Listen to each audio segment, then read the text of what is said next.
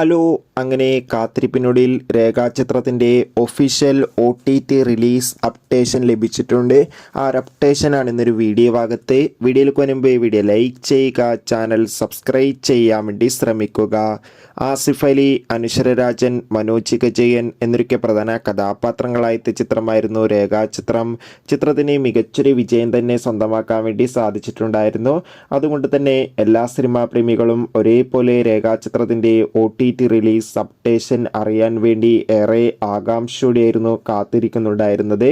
Finally ചിത്രത്തിൻ്റെ OTT അവകാശങ്ങളൊക്കെ വിറ്റുപോയിരിക്കുകയാണ്. രേഖാചിത്രത്തിൻ്റെ OTT അവകാശങ്ങളൊക്കെ ഇപ്പോൾ Sony leave എന്ന OTT പ്ലാറ്റ്ഫോം സ്വന്തമാക്കിയെന്ന് ഒഫീഷ്യലായി കൺഫേം ആക്കിയിട്ടുണ്ട്. അതുകൊണ്ട് തന്നെ നിലവിൽ കിട്ടുന്ന റിപ്പോർട്ടുകൾ പ്രകാരം ചിത്രം ഉടൻ തന്നെ നമുക്ക് സോണി ലീവ് എന്ന OTT പ്ലാറ്റ്ഫോമിലൂടെ ആസ്വദിക്കാം. എന്തായാലും ചിത്രത്തിൻ്റെ OTT റിലീസിനായി നമുക്ക് കാത്തിരിക്കാം. എത്ര പേരാണ് ചിത്രത്തിൻ്റെ OTT റിലീസിനായി കാത്തിരിക്കുന്നത് കമൻറ്റ് ചെയ്യൂ. കൂടുതൽ സിനിമാ വാർത്തകൾക്കായി ചാനൽ സബ്സ്ക്രൈബ് ചെയ്യൂ. ബൈ.